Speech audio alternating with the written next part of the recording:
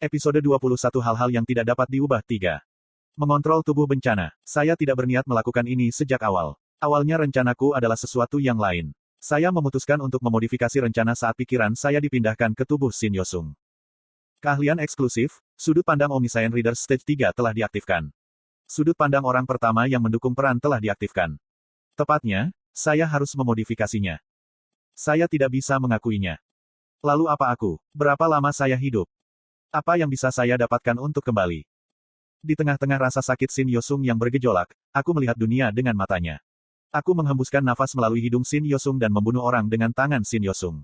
Saya mengungkapkan pikiran Shin Yosung dengan suaranya. Saya adalah Shin Yosung. Keterampilan eksklusif, dinding keempat, sedang bergetar. Lalu saya bertemu Li Jihye. Saya tahu saat saya bertemu dengannya bahwa Li Jihye akan mati di sini. Jadi, untuk pertama kalinya saya mencoba sesuatu yang belum pernah saya lakukan sebelumnya. Orang pertama yang mendukung sudut pandang peran mengganggu perilaku karakter. Keterampilan eksklusif, dinding keempat, bergetar tak menyenangkan. Ada arus listrik di kepalaku diikuti oleh rasa sakit yang luar biasa. Namun begitu Shin Yosung memberikan pukulan telak, aku bisa menarik kembali tangan kanannya. Itu adalah penyesuaian yang baik sehingga Shin Yosung tidak menyadarinya, tapi aku pasti melakukannya. Li Jihye tidak mati. Pemahamanmu tentang karakter, Shin Yosung, telah meningkat. Hal yang sama diulang dengan Lee Hyun Sung. Pikiranku menjadi agak kasar, tetapi kupikir aku bisa melakukan sesuatu. Aku menuangkan lebih banyak hatiku ke dalamnya dan meningkatkan cengkeramanku pada tubuh Shin Yosung. Akhirnya, itu terjadi ketika Shin Yosung meraih leher Lee Gilyong. Ah, siapa kamu? Saya berhasil mengendalikan tangan kanan Shin Yosung. Kamu memiliki pemahaman yang sangat tinggi tentang karakter, Shin Yosung. Lengan orang lain bergerak sesuai keinginan saya. Itu adalah pengalaman yang luar biasa. Petik 2. Ah Jusi, tanya Shin Yosung. Keluar dariku. Lengan kanan Shin Yosung di bawah kendaliku mulai bergetar. Lengan yang cacat tidak normal berubah menjadi hitam dan bengkak, seperti pembuluh darah pecah. Shin Yosung mudah bergegas untuk meraih lengan yang menghitam. Ah Jusi, kamu di sana, kan? Ah Jusi. Petik 2. Shin Yosung mudah meraih lengan kananku. Pada saat ini, percikan kuat memasuki lengan kanan. Itu adalah percikan yang mirip dengan badai probabilitas. Orang-orang yang terkejut datang berlari tetapi percikan api menghempaskan mereka. Bencana, Shin Yosung dan Shin Yosung, muda, bertemu satu sama lain pada saat yang sama. Gelombang kenangan sedang berkumpul. Ah Jusi. Petik 2. Kapten. Petik 2. Itu tidak mungkin. Jika teori, film terputus benar, kedua orang seharusnya tidak memiliki sejarah bersama. Kamu bisa membunuhku. Tidak masalah. Petik 2. Aku ingin bertahan hidup. Petik 2.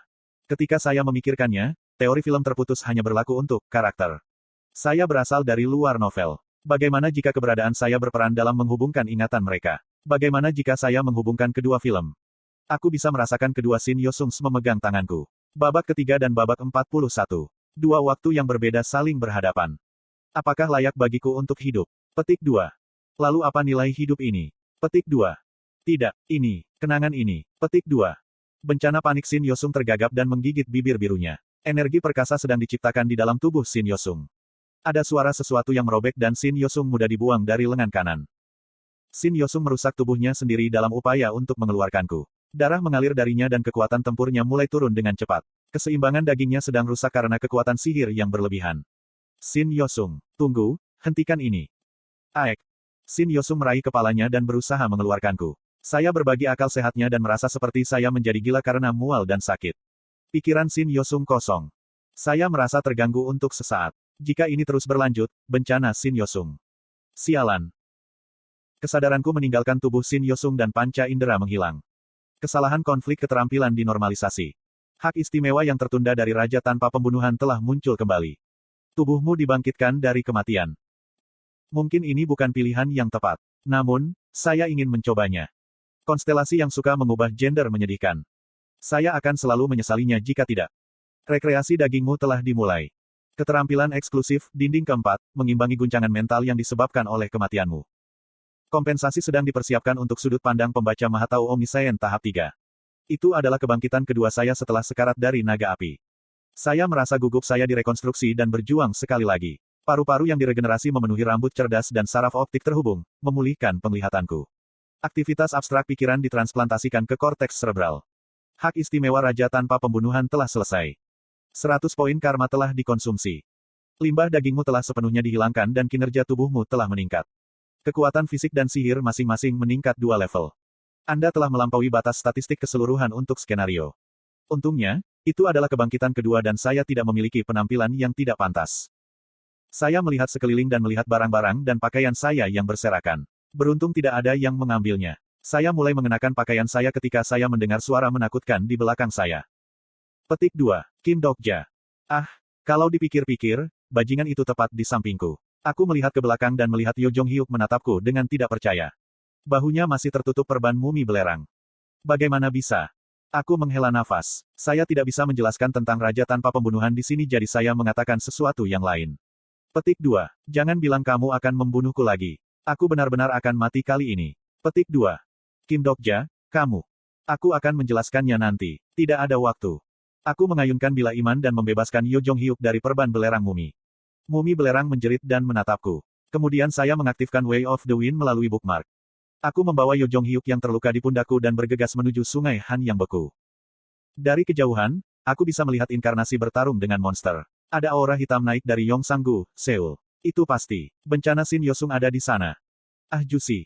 Dokja Si. Saya menemukan anggota partai saya berlari ke arah saya. Aku menjatuhkan Yo Jong Hyuk ke tanah dan memesan. Istirahat. Lalu aku berlari lurus menuju bencana Shin Yosung. Dokja Si, itu berbahaya. Tidak apa-apa. Aku menghentikan Lee Hyun Sung dan bergerak maju. Shin Yosung. Bencana banjir sedang duduk sambil memegangi kepalanya. Darah mengalir ke bawah dan menghantam tanah. Saya yakin bahwa inkarnasi tidak berani mendekati karena aura mengerikan yang dipancarkannya.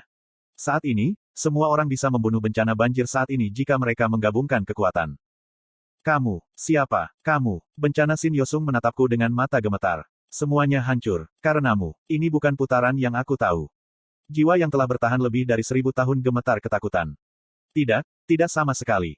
Perubahan dimulai dengan Yo Jong Hyuk dan kemudian rohnya mulai runtuh saat dia bertemu dengan Shin Yosung di masa lalu. Dia membenci Yo Jong Hyuk. Kemarahannya telah menumpuk lebih dari 1000 tahun. Emosi kuat telah runtuh pada ingatan yang diterimanya. Mungkin harapan ini bisa mengubah dunia. Itu adalah sedikit harapan bahwa bencana yang dilihat Shin Yosung. Mungkin sangat kecil tetapi harapan bisa membanjiri keputusasaan. Aku mendekati Shin Yosung dan berlutut di sampingnya. Shin Yosung menatapku. Bagus sekali. Aku terus memikirkan apa yang paling ingin dia dengar. Tidak ada hal seperti itu yang muncul di Ways of Survival. Saya hanya bisa memunculkan kata-kata sendiri. Jika aku adalah Shin Yosung, aku sudah lama menunggumu. Mata Shin Yosung bergetar gelisah. Petik 2. Kamu sudah menunggu. Kamu siapa? Seseorang yang menginginkan dunia yang sama denganmu. Pada titik ini, mata Shin Yosung berubah drastis. Aku. Sedikit demi sedikit, Yosangah menyentuh pundakku. Dokja Si. Aku mengangguk dan bangkit. Teman-temanku menatapku. Saya melihat mereka dan membuka mulut saya. Semua orang. Saya menyukai episode bencana banjir. Saya menyukai semua karakter yang muncul dalam episode ini dan menghargai mereka. Mungkin itu sebabnya saya berharap episode ini tidak terjadi. Aku tidak akan membunuh bencana. Sudah saya pikirkan. Di babak ketiga asli, bencana banjir meninggal setelah Shin Yosung muda terbunuh. Namun, saya bertanya-tanya apakah ada akhir episode ini yang saya tidak tahu. Itu adalah akhir yang tidak pernah dicoba. Aku tidak akan menerima argumen apapun. Kali ini, saya harap Anda mendengarkan saran saya. Petik 2. Ah Jusi, omong kosong apa ini? Tidak ada batasan waktu untuk skenario kelima. Bagaimana jika bencana banjir menyerahkan perannya dan bagaimana jika kita tidak memburu bencana itu? Mungkin skenario ini akan terus berlanjut tanpa ada yang sekarat. Beberapa orang mengerti sementara yang lain tampak bingung. Orang pertama yang mengangguk adalah Yosangah dan kemudian Lee Hyun Sung membuka mulutnya. Kamu pasti punya ide. Saya akan mengikuti kehendak Dokja. Petik 2. Tidak apa-apa jika itu yang diinginkan Hyung. Tapi bisakah aku memukulnya sebanyak dia memukul Titano? Petik 2. Sial, lakukan apa yang kamu mau. Sejak kapan Ah Jusi tidak melakukan apa yang kamu inginkan? Tapi apa tidak apa-apa. Petik 2. Saya mendengarkan kata-kata anggota partai dan kemudian melihat Shin Yosung muda. Saya. Gadis itu meneteskan air mata. Mungkin Shin Yosung telah melihatnya, semua yang dialami masa depannya. Dengan demikian, itu kejam untuk bertanya pada Shin Yosung muda tentang apa yang harus dilakukan dengan Shin Yosung. Aku membelai rambut anak itu dan akhirnya melihat kembali pada bencana Shin Yosung. Dia memiliki ekspresi terdistorsi seperti dia adalah binatang yang terluka. Kamu akan mengampuni saya. Jangan membuatku tertawa. Siapa kamu untuk mengatakan itu? Petik 2. Satu-satunya yang dia tinggalkan adalah harga dirinya. Saya telah menjalani masa regresi ke-41. Saya ingat semua yang tidak seorang pun di dunia ini tahu. Apa yang Anda tahu? Bagaimana saya menghabiskan waktu itu? Bagaimana saya bisa melupakan semua itu? Petik 2. Kata-kata masa depan Shin Yosung berhenti. Itu karena Yo Jong Hyuk mengawasinya. Petik 2. Pada saat ini, Shin Yosung menyadari arti sebenarnya dari apa yang dia katakan. Tersesat di antara dunia, kehilangan orang yang dicintainya. Meskipun demikian, hidup di dunia itu lagi. Hanya ada satu orang di dunia ini yang memahami kesedihannya. Setiap regresor hidup membenci hal-hal yang belum terjadi. Regulator Yo Jong Hyuk mulai berbicara. Orang itu akan menjadi orang jahat di masa depan dan aku harus membunuhnya. Orang itu akan membunuh teman saya di masa depan dan saya harus membunuhnya. Orang itu akan menjadi teman saya di masa depan dan saya harus menyelamatkan mereka. Petik 2. Saya bisa membaca emosi yang mengakhiri mata Yo Jong Hyuk. Karena saya bisa membacanya, Yo Jong Hyuk merasa aneh bagi saya untuk pertama kalinya. Saya belum pernah melihat Yo Jong Hyuk yang jujur. Ini adalah masa depan yang belum terjadi. Saya tahu mereka tidak mengingat saya dan mereka belum melakukan apapun. Tetap saja, saya percaya dan bertindak seperti yang mereka lakukan. Begitulah cara saya hidup. Itu karena semuanya jelas terjadi pada saya dan saya tidak bisa hidup dengan menyangkalnya. Petik 2. Kemarahan kembali ke mata Shin Yosung. Iya, itu karena kamu hidup seperti itu. Sahabatku. Petik 2. Jadi kamu juga hidup seperti itu, Shin Yosung. Apa? Jika kamu mau, aku akan menanggung kebencianmu. Saya tidak bisa mengatakan apa-apa karena saya terlalu sedih dengan kata-kata Yo Jong Hyuk. Bertahan dari babak ini demi membunuhku. Yo Jong Hyuk mengucapkan beberapa kata terakhir. Mungkin ini yang paling hangat dari Yo Jong Hyuk. Itu adalah pertama kalinya saya memperhatikan bahwa punggung Yo Jong Hyuk sangat besar dan lebar. Punggungnya lebar dan kesepian. Shin Yosung menatap Yo Jong Hyuk dengan mulut terbuka lebar. Ironisnya, dia memahami pria yang dia benci selama ribuan tahun karena semua tahun yang dia jalani. Kapten, tunggu, Kapten. Saya bisa merasakan riak-riak di hati Shin Yosung. Apakah ini benar-benar baik-baik saja? Terus lanjutkan karena alasan ini. Dunia ini, kamu tidak harus meninggalkannya. Beberapa kemarahan tidak hilang dan beberapa kesedihan belum terhapus. Namun, selama dia hidup, keselamatan akan datang suatu hari. Saya memberitahu Shin Yosung, ini, putaran, Anda sekarang. Saya tidak bisa mengubah apapun ketika saya seorang pembaca. Itu karena saya adalah pembaca sehingga saya bisa mengubahnya sekarang. Saya pikir saya bisa mengubahnya. Setidaknya, sampai suara Dok Kaebi perantara terdengar.